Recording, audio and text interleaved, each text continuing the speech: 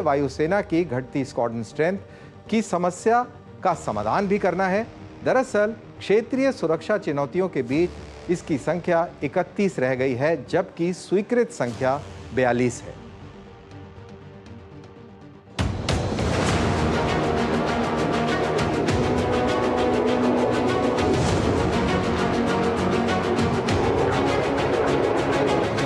भारत इस वर्ष 114 multi role लड़ाकू विमानों के लिए निविदाएं आमंत्रित कर सकता है।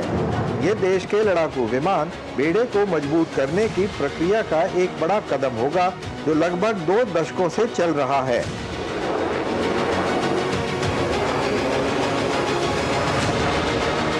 ये परियोजना भारतीय वायुसेना के लिए अत्यंत महत्वपूर्ण है, जिसकी स्क्वाड्रन क्षमता स्वीकृत 42 से घटकर 31 रह गई है।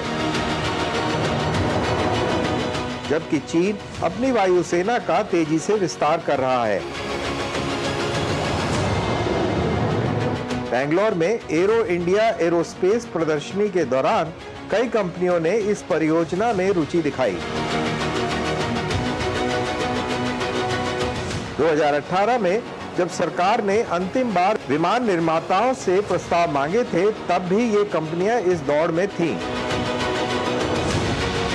वर्तमान स्थिति में चीन आधुनिक लड़ाकू विमानों को शामिल कर रहा है और पाकिस्तान को भी चीन से कुछ समर्थन मिल रहा है, जबकि भारतीय वायुसेना की युद्धक स्क्वाड्रन क्षमता में कमी बनी हुई है।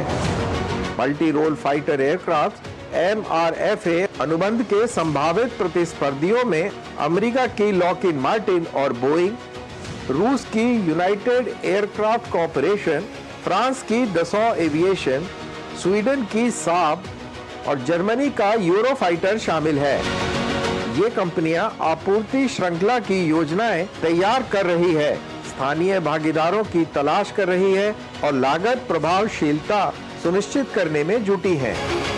लॉकहीड मार्टिन भारत के लिए विशेष रूप से विकसित F-21 लड़ाकू विमान को पेश कर रही है, जो कि F-16 का एक उन्नत संस्करण है। ये 4.5 पीढ़ी का विमान होगा, जिसे भारत में स्थानीय साझेदार के साथ बनाया जाएगा।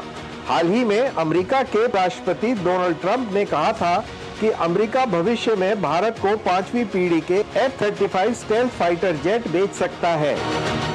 हालांकि भारत के विदेश सचिव ने स्पष्ट किया था कि इस संबंध में कोई औपचारिक प्रक्रिया शुरू नहीं हुई है। लॉकहीड मार्टिन के एक प्रवक्ता ने कहा कि हम राष्ट्रपति ट्रंप की F-35 की भारत को आपूर्ति करने की हालिया घोषणा से उत्साहित हैं। हालांकि ये सरकार से सरकार के फैसले होते हैं। हम इस क्षेत्र में दोनों सरकारों के साथ मिलकर काम करने के लिए तैयार हैं।